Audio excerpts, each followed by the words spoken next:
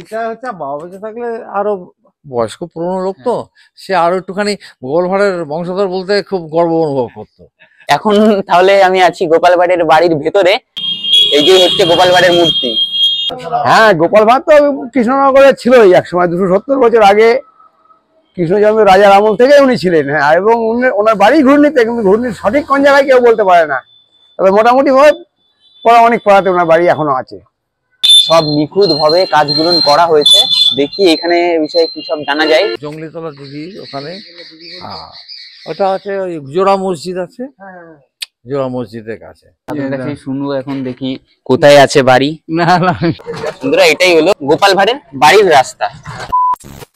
এই হ্যালো বন্ধুরা, আবারও স্বাগতম জানাই তোমাদের আমার একটা নতুন ভিডিওতে। আজ হলো নভেম্বর মাসের 20 তারিখ। এখন আছি আমি কৃষ্ণনগর রেলওয়ে স্টেশনের বাইরের দিকে। এখনই এসছি এইখানে, আর আজকে আমি দেখবো গোপাল ভাঁড়ের যে বাড়ি ছিল সেটা আসলে কৃষ্ণনগরেই আছে, কিন্তু কোথায় আছে সেটা কেউই কোনো ভিডিওতেই এখনো পর্যন্ত বলতে পারেনি। অনেক ভিডিও দেখেছি, কিন্তু কেউই এখনো সঠিক জানে না যে গোপাল ভাঁড়ের বাড়িটা আসলে কোথায়।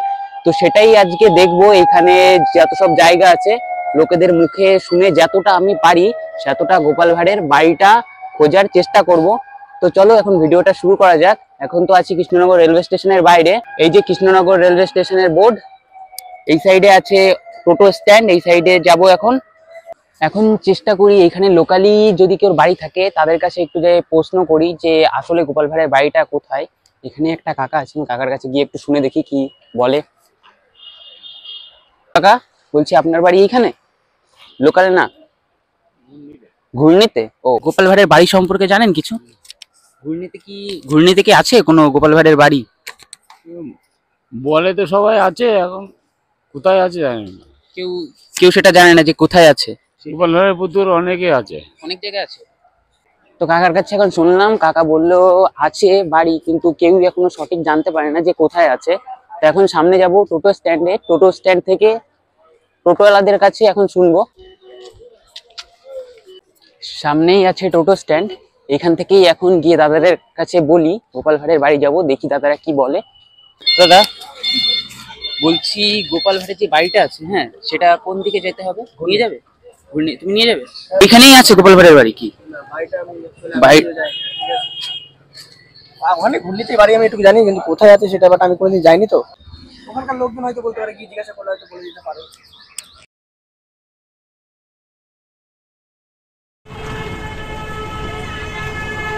তো দাদা গেল এখন গোপাল ভাঁড়ের সম্বন্ধে শুনতে ওনার কাছে। দাদাটা কিন্তু খুব ভালো। এখন সোজা যাই ওইখানটাই, তারপরে ওইখানে লোকেদের কাছে শুনি কেমন কি আছে, কেমন কি ওনার কথা জানতে পারা যায় সেটাই দেখবো। তো চলো এখন বাজার কথা হচ্ছে। আবার পরবর্তীতে গিয়ে রাস্তায় প্রচুর গাড়ি চলছে ও প্রচুর শব্দ।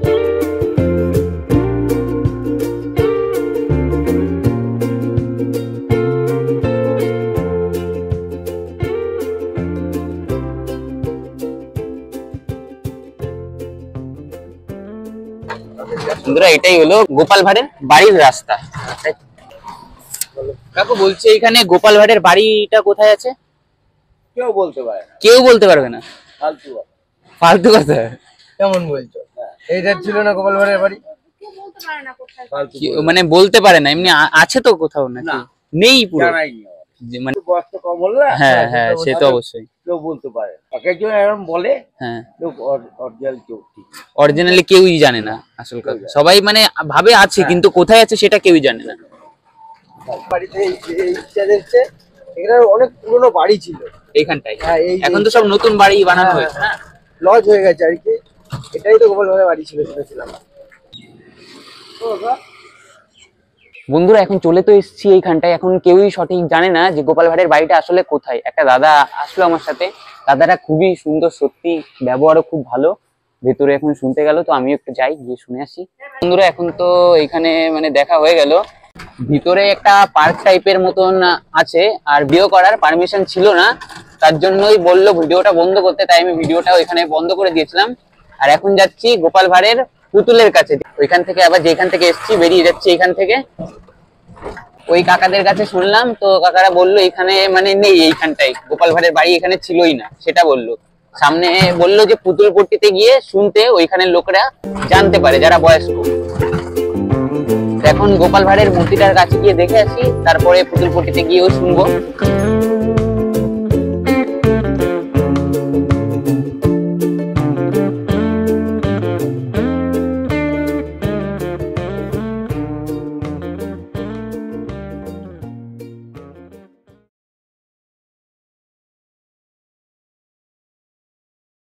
বন্ধুরা এখন চলে এসেছি গোপাল ভাঁড়ের মূর্তিটার সামনে। এই দেখো এইখানেই রাখা আছে গোপাল ভাঁড়ের মূর্তি।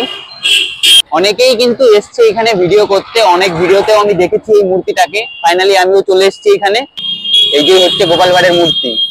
অনেকের কাছেই শোনা হচ্ছে, অনেক লোকে বলছে গোপাল ভাঁড়ের কোনো অস্তিত্ব আসলে ছিলই না, আবার অনেক লোক বলছে না অস্তিত্ব আছে, এখন সেটা কোথায় আছে সেটা সঠিক জানা নেই। তো এইখানেই যারা আছে, এখানে যেহেতু গোপাল ভাঁড়ের মূর্তিটা আছে, তো এইখান থেকেই শুনবো দাদাদের কাছে কি গোপাল ভাঁড়ের সত্যি অস্তিত্ব ছিল কিনা, যারা বয়স্ক আছে তাদের কাছ থেকে শুনবো। বন্ধুরা এই মূর্তির পিছনেই আছে একটা চায়ের দোকান, সেইখানে গিয়ে শুনি গোপাল ভাঁড়ের অস্তিত্ব সম্পর্কে কিছু, দেখি কিছু বলতে পারে কিনা।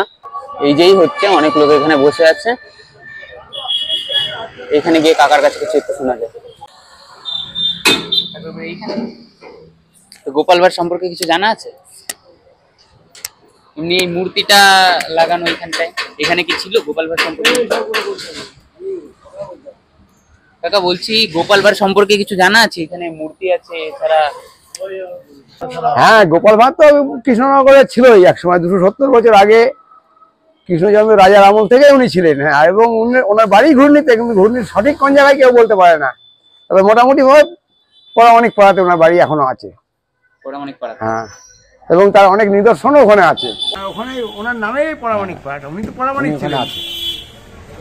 গোপাল ভাঁড় তাহলে নামে ছিল পরামানিক। হ্যাঁ, তাই জন্য ওই গ্রামের নাম কি পরামানিক হয়েছে? ভাঁড় তো রাজা টাইটেল দিয়ে করেছিল। ও টাইটেল তো মানে কার্টুনের থেকে এসেছে।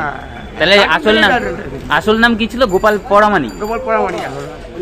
পুতুল পট্টি সোজা গেল ওদিকে যাবা না, পায়ের দিকে পায়ে সোজা করে যাবা, গিয়ে আমি একটা পুকুর আছে, জোড়া কারেন্টের পোল, পায়ের দিকে একটা রাস্তা ঢুকলো না, ওইটা হচ্ছে পরামানিক পাড়া অরিজিনাল। ওইখানেই গোপাল ভাঁড়, এই পরামানিক পাড়া গোপাল ভাঁড়ের নামেই। হ্যাঁ, আদতে অনেকে জানে না, কিন্তু আমরা পূর্বপুরুষের মুখ থেকে যেরকম শুনেছি আর কি। হ্যাঁ, সেটা গোপাল ভাঁড় ছিলই। হ্যাঁ, রাজা কৃষ্ণচন্দ্র তো ছিলেন ঠিকই, তাহলে উনিও ছিলেন সেই সময়। এটা তো কনফার্ম। জানে না তো আসলে, হ্যাঁ জানে না, তাহলে রাজা কৃষ্ণচন্দ্র নেই বলতে হবে। হ্যাঁ, তাহলে তো রাজা কৃষ্ণচন্দ্র ছিলেন না, এটা তো ঠিক। পরামানিক পাড়ায় গেলে কি মানে খোঁজ পাবো? হ্যাঁ, যাও, পুরাতন বাড়ি আছে। হ্যাঁ, তুমি যাও, গিয়ে ওখানে জিজ্ঞেস করো। হ্যাঁ, অনেক জিনিস স্মৃতি আছে। আর খুব 500 বছর আগের কথা, সেটা তো না, এটা তো 500 বছর আগের কথা না, এটা সামান্য প্রায় 270 বছর। হ্যাঁ, গোপাল ভাঁড়ের কোনো ছেলে ছিল না, তার মানে ওনার ভাড়টা টাইটেল এসছে কার্টুন থেকে, আর এছাড়া উনি ছিলেন গোপাল পারামানিক। তো এখানে কাকারা অনেক কিছু বলে দিল, এখন যাই পারামানিক পাড়ায়, ওইখানটায় গিয়ে দেখি ওনারা কি বলেন। তো চলো এখন যাওয়া যাক। তো কাকা আসছি তাহলে।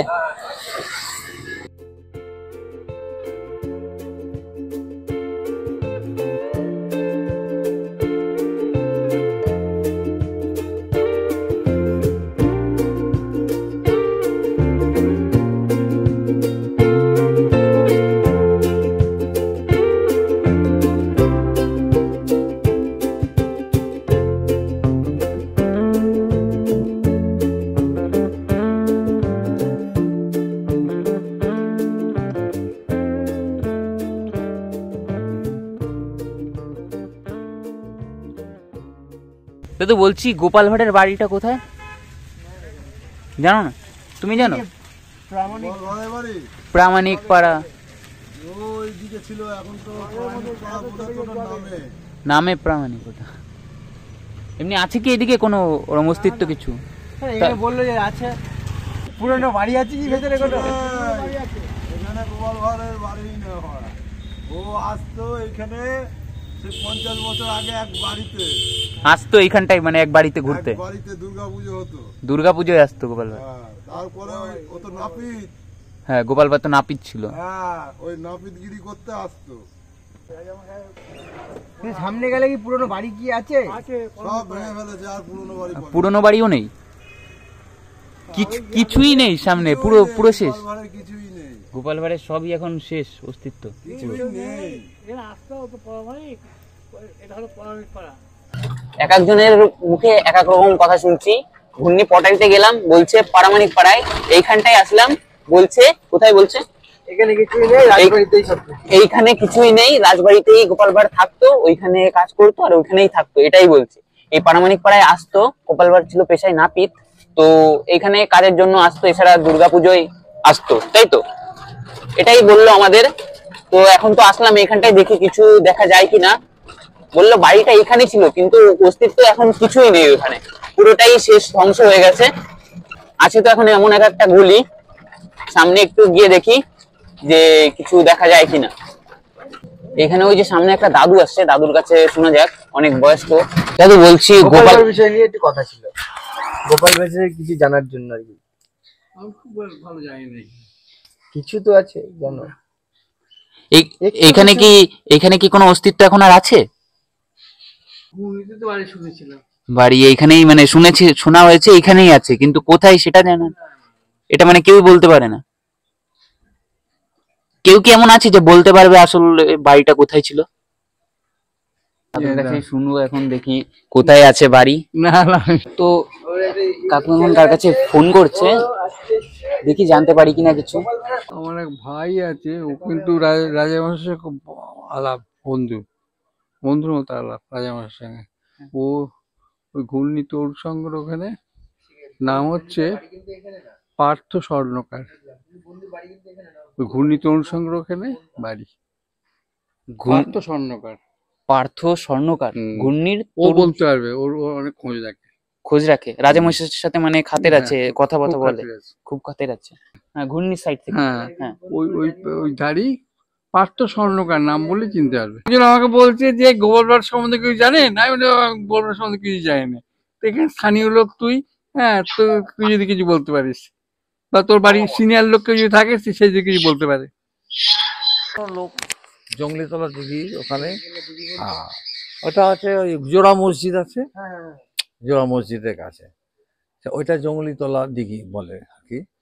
ওইখানে বাবা বলতেন যে ওইখানে ওর কোনো ইয়ে আছে, মানে বসতিদের কিছু মানে সেরকম কিছু লেখা, কিছু স্মৃতিফলক বা সেসব কিছু নেই। ওইখানে উনি বাস করতেন, বাড়িটা ওই জায়গাতে ছিল।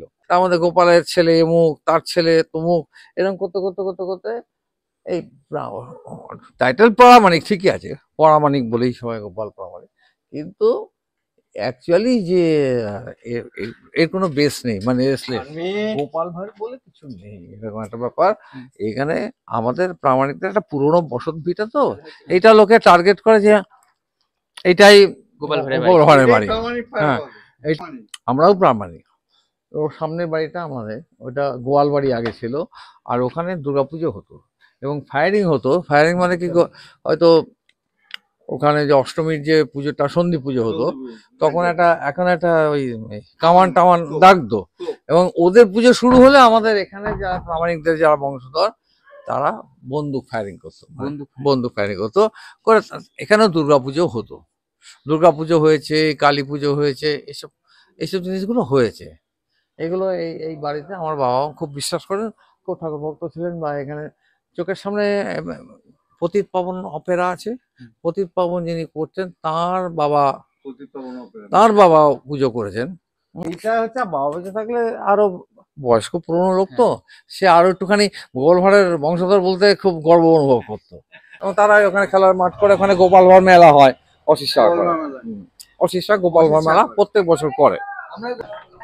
তো কাকারা কি বললো শুনে নিলে, বড় বড় সব লোকের কাছে শুনছি আমি, তো কেউই কোনো সন্ধান দিতে পারছে না। এটাই কিন্তু প্রামাণিক পাড়া।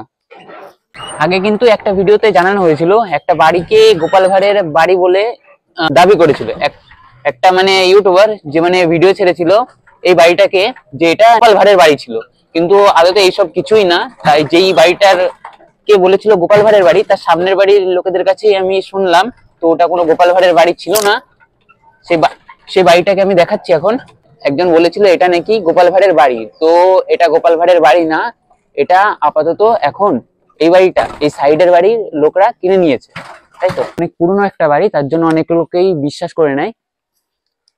এমন আছে বাড়িটা, দেখো এটা কিন্তু আসলে গোপাল ভাঁড়ের বাড়ি না, নদীর জলে বাড়ি। কোন সাইডটাই ছিল? হালদার পাড়া।